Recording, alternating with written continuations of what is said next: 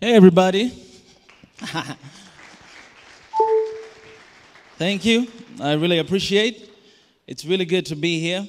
First of all, I want to thank God for giving me this opportunity to be here. And I want to thank the organization for inviting me to be here and to speak. I think I'm the youngest speaker in this event this year, 2022. So I really want to appreciate. And second, I want to appreciate all of you who came here today to witness this history, because this is where we make history. And this is where we change all the course. For startup, I want to share a little bit about our policies into 2022 of Swahili Nation in One Africa. And I'm going to talk just a little bit about that, and then I'll jump right to the topic. When we started this year, we told ourselves that this year is going to be the year of action. Right? We're not just going to be talking about things, but it's the time to put on actions. That was the first thing. So if we talk about love, peace, and unity, we want it to happen in action. We don't just want to talk about it, but we want to do it. And the second thing, we told ourselves that in order to see the change that Africa needs, we have to be brutally honest with ourselves. Brutally honest with ourselves, like with Africans, right? Telling each other the truth, even if it's difficult. And also with the world. Tell them brutally honest about Africa. And there's a price to pay, because the world that we are living right now, there's so much lies, and we're living lies. Sometimes, even when you speak the truth, people, they're not interested in the truth. People, they don't pay attention to the truth. They don't want to hear it. But what is truth? What is truth? Is truth, is it what you read from the books? For example, if you want to know about Africa, is it what you read on the book? Things that different people, they write, right? Their opinion about Africa? Or is it something that somebody tells you about yourself, that this is the truth? This is who you are. For me, at least for me, the truth for me is that still small voice inside of me. Like when the whole world is telling you that this is impossible, achieving one Africa in our generation is impossible. We have been struggling for that for like 60 years, and we still don't have unity in Africa. It is impossible. There's still small voice inside of me that tells me that it's possible to achieve that. When the world is telling you that, you know what, you cannot do this. I mean, you're African, you cannot make it, especially outside of Africa, because you're black, you cannot make it. There's still small voice inside of me that is telling me that you can do. That is truth for me. And each one of us, we have that instinct inside of us. Regardless of what the world tells you, regardless of what has been written in the books, because everything you see is opinion of people. They did their own research, they discovered some stuff, and they wrote it. That means you can find your own truth as well. And it's inside of you. There's that voice. And if you never heard that voice, then I think you can do whatever you want to do, whether it's meditation, whether it's research, whether it's going to school, and find the truth at the end of the day, because the truth will be there. The world we're living in today, and the system of this world, it was never created for black people or for Africans. Like, this system, as they were creating it, like Africa, you and me, we were outside of the picture. And I'm going to be very brutally honest with you guys today, and I know that is dangerous, but it's okay. We need to be truthful to ourselves in order to see change. We cannot see change if we are not truth with ourselves. So it's the time to speak the truth. The system was never created for me and you. You are out of the picture. That's why today, you African, you can go anywhere around the world and still feel like it's not your home. Still feel like you're isolated, exploited. You're not belonging there because it's not your system. Our ancestors, when they were taken a long time ago during slavery and brought there, they were brought there not to have a good life. No, they were brought there to work for white men, to develop them. Today, you have a lot of countries out there that are developed because of the blood, sweat, and tears of a black man. That's how it was created. So it's true, today we're fighting for the rights outside of Africa, but I'm afraid that we might not be able to see that. And I'm being optimistic when I say this, because unless that system change, we cannot see that change, because it was never created for you at the first place. But sadly, not only outside of Africa, when you come inside of Africa, we are still struggling with the same system. And today I'm going to share with you some of the lies that we have believed for so long time about Africa and about ourselves. But it's all about the propaganda of changing the narratives and the beliefs about Africa so that we may never succeed. And I'm not going to point fingers at anyone. In fact, I always point fingers at us as Africans. If we want to see change in Africa, I can bring that change and you can bring that change. So the lie began from the very beginning of time, right? And I can ask you one question right now. What does history tell us you about Africa? Who discovered Africa? If you write right now on Google who discovered Africa, you find out that it's one white man that he came and discovered Africa. And you can ask yourself that how can you discover a place that already exists? How can you discover a place that people already live in that place? It is impossible, but that's what the history tells us. That's what people believe about Africa, that it was discovered by a white man. This guy, he came, and then he went back, he gave a report, and then the next we know is colonialism, because those guys, they sat somewhere to divide Africa like a piece of cake, because they discovered it, they own it, it belonged to them. But that is us. We discovered it. We're the first people to know. And today you have a lot of people around the world that they think that Africa was discovered by them. So they divided us, right? Divide the continent and give each other some pieces. When you go to Angola, Angola was part of Congo Kingdom, guys. It was not even called Angola. It was Angola. Angola, it means the kingdom. That's the meaning of Angola. Even the capital city of Angola, they say it's Luanda right now, but it used to be called Luanda. But you know, those white men, when they came, again, guys, I'm not anti-West. Don't get me wrong. But again, when those colonizers came, what they did, this is what they say. They say, if you read in the history, they'll tell you that they were not able to pronounce Angola. It is impossible.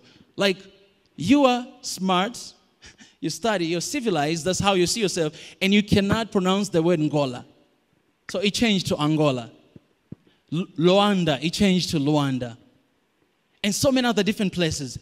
If you type right now on Google, who discovered, the first person to discover Victoria Falls? He's a white man.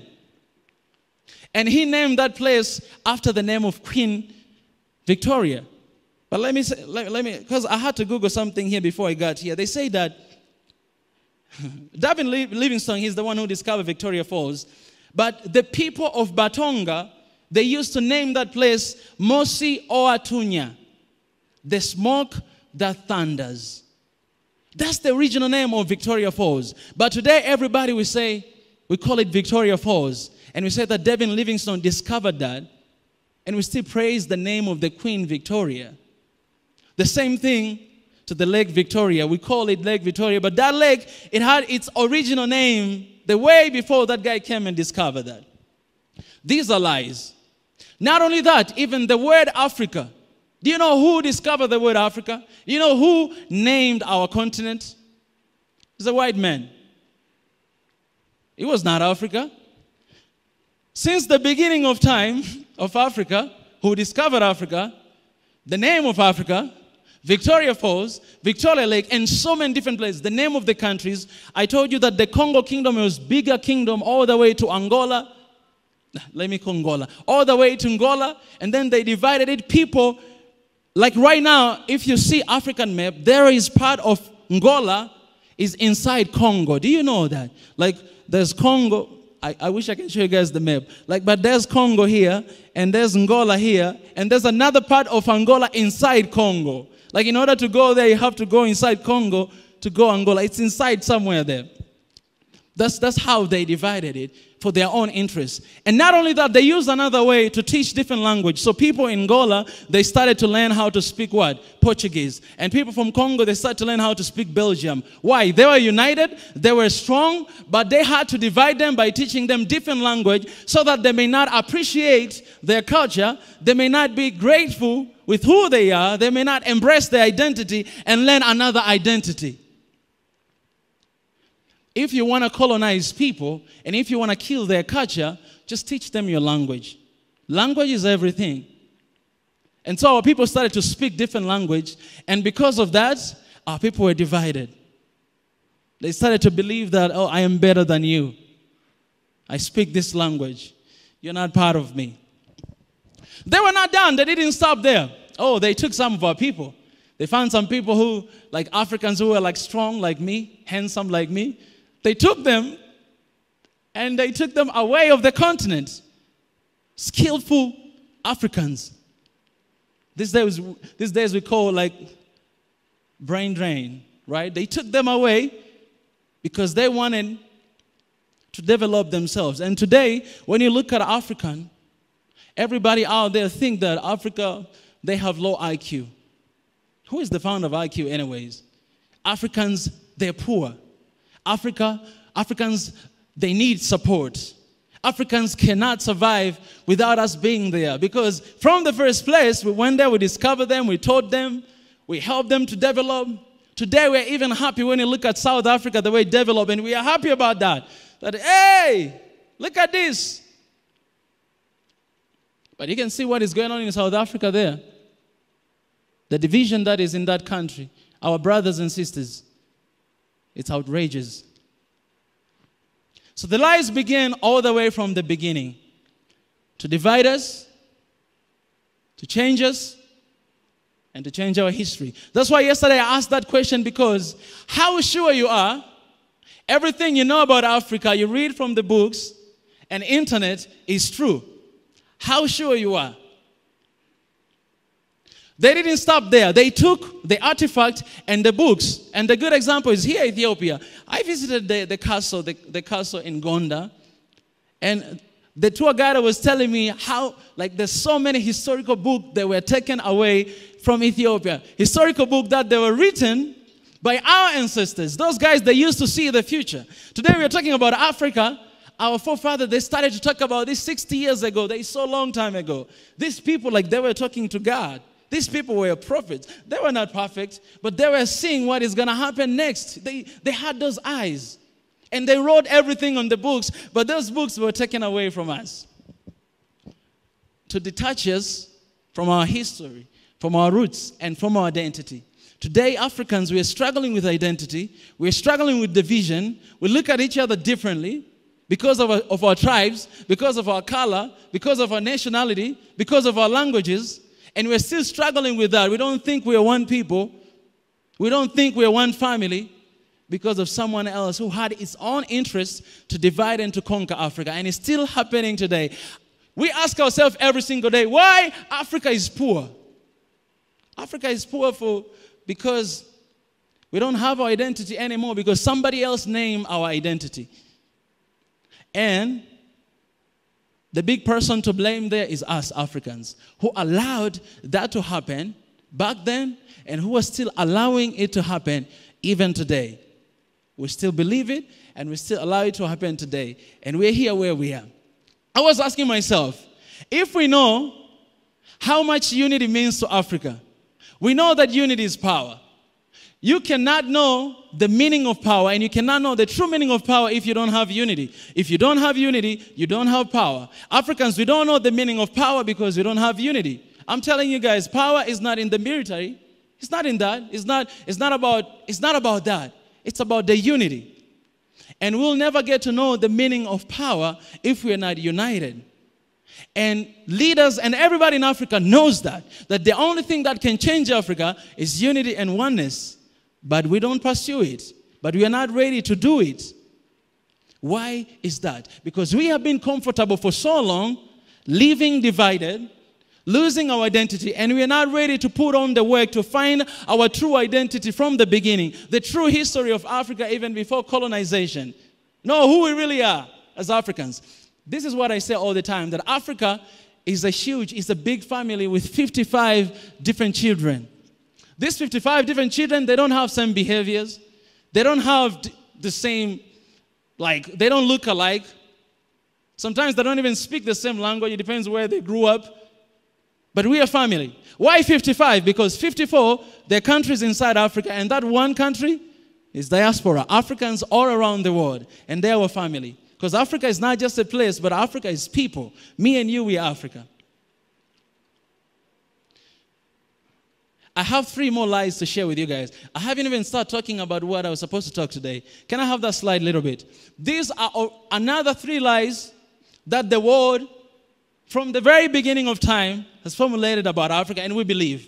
And the first lie is this one, that the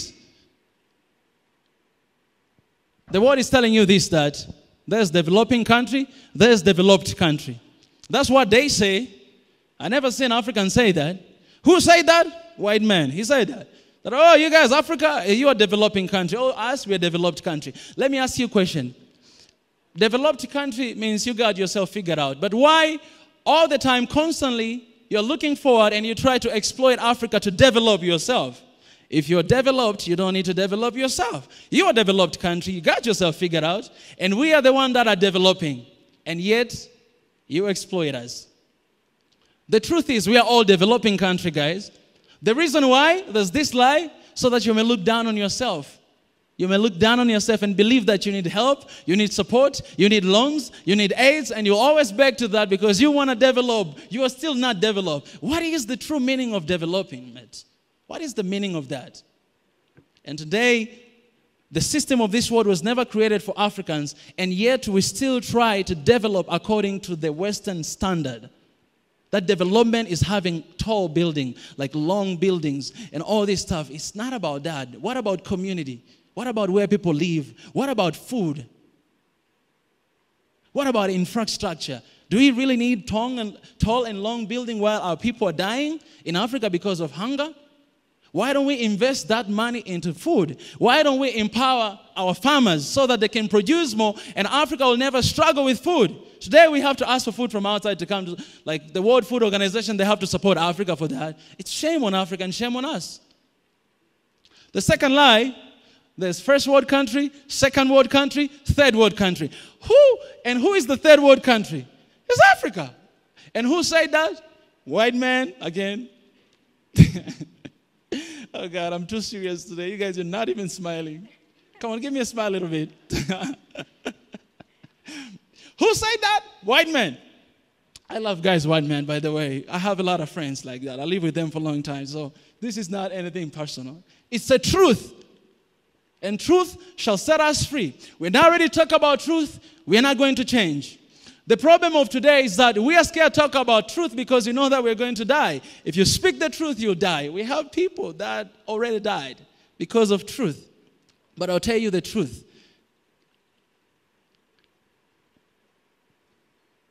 It's not worth living for. And the lies. I would rather die because of truth. Because truth set people free. And yesterday I might be gone and people will never remember my name, but they'll remember what I said. Because always the message is more important than a messenger. That's why we have people that have always been talking about this. Now they're gone. Thomas Sankara is gone. Gaddafi was not a perfect leader, but he's gone. And you all know why he was killed. You all know. You can Google and see. The articles written by Time Magazine, by all this stuff. It's truth right there. Because of truth, because what they stood for. But today we're still fighting for that. Because, man, no one can cover the truth.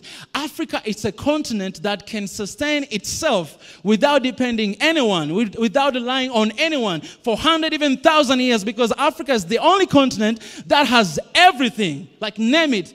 Everything we have it in Africa is the richest continent in the world. Another lie, guys, I forget. Even the world map you see, it's lie. Like Africa, you see, it's small, right? But Africa, if you look at the mathematics, Africa, it should be bigger than Russia, than Europe, like it should be bigger than the way you see that, like Russia and Europe and Asia. Like Africa is bigger than that. But in the map, you see Africa is small. It's like this. It's also psychological lie. Guys, you can Google. Check it out. The size of Africa on the map. So it's like Africans, we need to create our own map now. The map that we'll use, we teach our people. Because our kids, they always look at the African map and like, oh, our continent is small. No, Africa is big. And we have everything. That's why every single country, continent, they're coming to Africa to exploit Africa. Just a single country in Africa, Djibouti. Do you know how many military bases are in Djibouti? 8 different military bases. Why why are they there in Djibouti? What are they doing there? What is happening there? We might never know. We will never get to know it because you can never enter those military bases to see what is happening. That's a single country.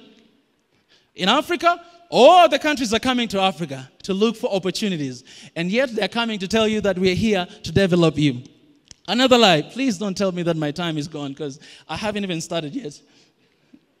You got 5 minutes? I'm sorry, Mika. It cannot be 5 minutes, guys. Wow. That was really inspiring, but you have 5 minutes left. 5 minutes, guys. I haven't even started talking about the topic. All right. The last lie, they say world is supporting Africa. It's false. Okay, this one, third world countries, whatever, it's lie. We have only one world, and that is Earth we're living in. Maybe later on, if you go to Mars, that will have 2 worlds. But we are living in the same world. All of us, all human beings are the same. We are special in different ways, but we are the same. All right? World is supporting Africa is not truth. The truth is Africa is sustaining the world. The meaning of the word sustain is strengthen physically and mentally. That's the meaning of sustain. And that's true. Because today, we have a lot of Africans outside of Africa, brain drain. They work for international organizations. They develop other countries. They do that. And it's strategic. So that Africa may always crave for help and support. But we have a lot of bright mindset that will come here and change this continent. Or even change this continent from the outside of Africa. And make this continent the best place for living for humanity. But it's not happening because they're working for somebody else. I'm not blaming them. Because everybody has to find their life and all. I'm not here to blame that, but this is the truth. Africa sustains the world. We have to change the mindset the way we see Africa. My topic today was talking about, let me see this again, just to be very specific. Digitalization and social media to nurture African youth and foster job creation. Can you play that video? So I'm not just talking. There are things that we are doing as Swahili Nation One Africa. And I want to inspire those people who want to do something about social media. Can you start this again? Please take a look at this video, a little quick. Independent economic movements around. 5 minutes more. Can you increase the volume a little bit?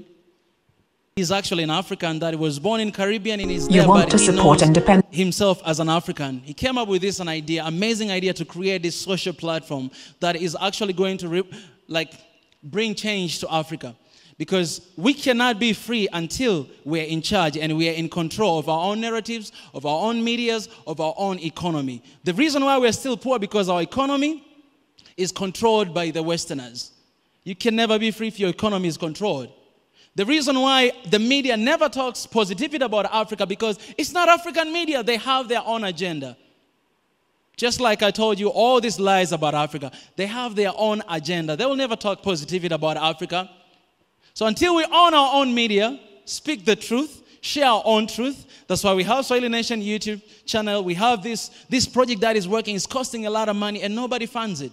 Like we take money from the pocket. Nobody funds it. Swahili Nation One Africa, nobody's funding even a single dollar. Nobody but us, people.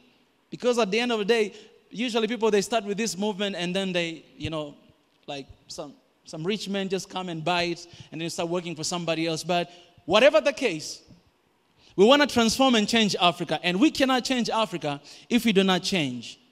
Yes, we're talking about the biggest problem we have in Africa is unemployment. But I want you to change that word problem to opportunity. For me, I don't see anything as a problem. It's an opportunity. Unemployment is an opportunity for you to discover, for you to do something to create jobs in Africa. Because in the age today, it's not about sitting and waiting for government to employ you, but you stepping outside, see the problem. One of my friends once said, you have to fall in love with the problem, because once you fall in love with the problem, you do research, you search about it, and you try to do something about it. And eventually you bring that change that Africa needs. So we can create that. We can do that. And as youth, me and you, we have to use our social media positively, because this is the reason. The image of Africa on the media is negative. And the positive message we share on the media, guys, is not just about showing the good image of Africa, but we are saving people's life. We're in the business of saving people's life. Every single day, a lot of Africans are dying because of these lies we are talking about, because of exploitation we are talking about, because of the choices we are making. Everybody who is in this room and those who are watching, I want to challenge you guys. to use your social media positively, to raise your voice, to speak the truth. And again, what is truth? There is still a small voice inside of you telling something. I want you to believe that. Before even you believe anybody else, I want you to believe that, because every time I believed that, I was right. Every time I followed that voice, I was right. And today I'm standing here in front of you to share that with you. My time is not enough.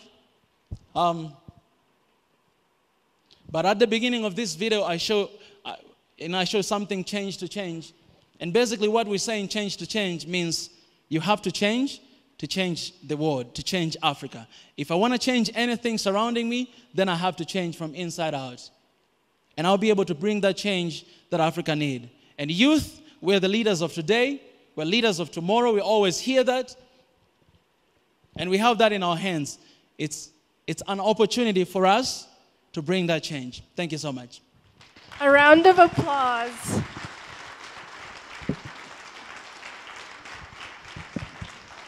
A round of applause again. That was really good. Thank you so much, Mika. Thank you. I don't have questions? You do.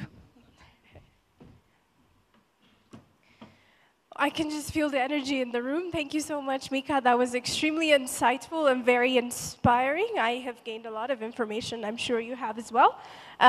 Due to time constraints, we will only be taking one question, which we will frame within 5 minutes. So I will take the first hand raised over there. If ushers could deliver the mic over there, please.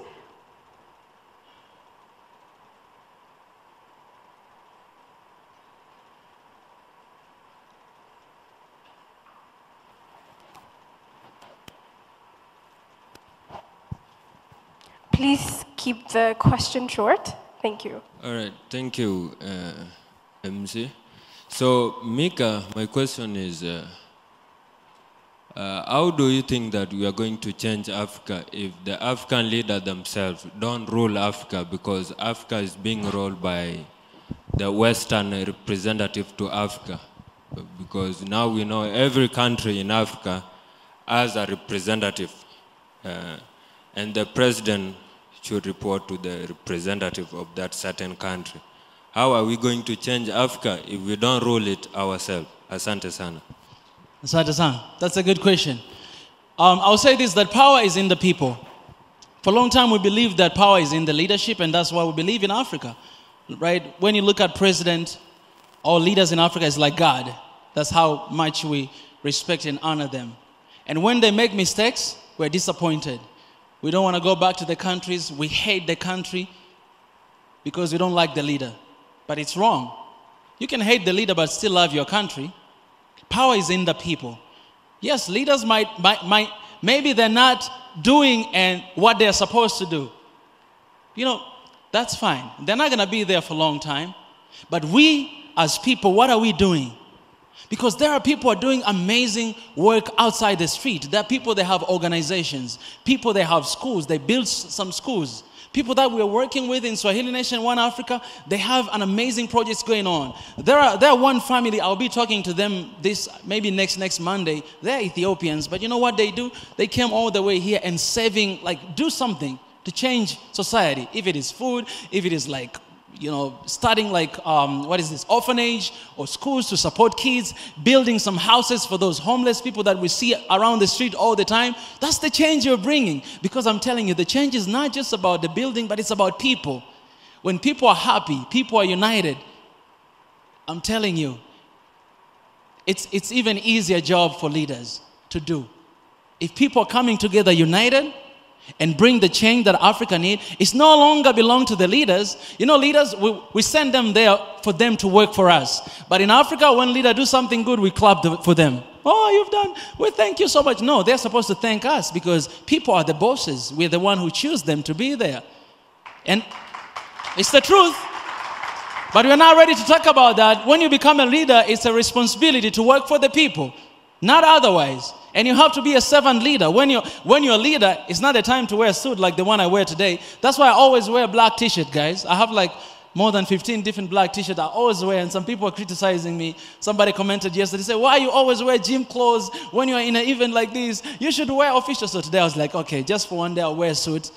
But when you become a leader, in fact, those homeless you see on the street, that's how leaders are supposed to look like.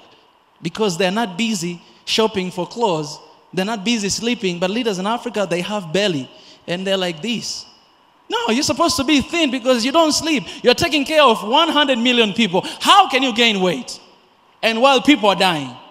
How can you get a time to go on a vacation to United States or Dubai and take a picture that, oh, how can you have that time? No, stay in your country, work for your people.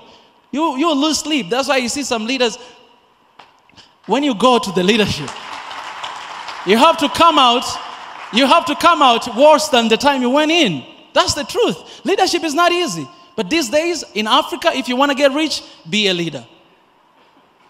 What about people? So right now, the change, guys, I'm saying this. The blame game is done. Let's stop blaming our leaders. They're not doing their part. You know, God is going to judge them at the end of the day because a lot of lives of people died. A lot of people are dying, man. A lot of people are dying every single day. Do you know how many people die in Africa every single day? I don't even know because you cannot find that statistic. But so many people die every single day. Even those statistics you see is not true. So we cannot keep looking at them to make change. We have to make that change. We have to speak out. And if they lock us up, man, our message will speak for itself. So guys, you just watch me. If you don't see me again, my message today, right now it's live on Swahili Nation One Africa. People will share about it. And people will hashtag about it. I was still speaking even inside the grave. You cannot bury us. To finish up, Sankara said this. Whoever feeds you controls you. That's what Sankara said, and it's true. It's true. We have to feed ourselves. Even if you sleep without having dinner, it's okay. You're not going to die. For a man, you can spend 5 days without eating anything and you won't die. For ladies, 7 days. That means, ladies, you're stronger than men. That's just the truth. That's why I need a lady in my life. Anyways, but what I'm trying to say is, you're not going to die, but as long as you provide for yourself. Africa, we have to provide for ourselves, and there's nobody knows Africa than people. Because leaders, sometimes they just stay in the palace, in the White House. They don't even know the people. Sometimes, I'm not saying all of them, sometimes, but we know the people. We live with them, and we need to lift them up from the bottom up. And that's what we do in Swahili Nation One Africa. And the movement here, this is what you do, sir. Anyways, I'll stop there. Thank you. Thank you.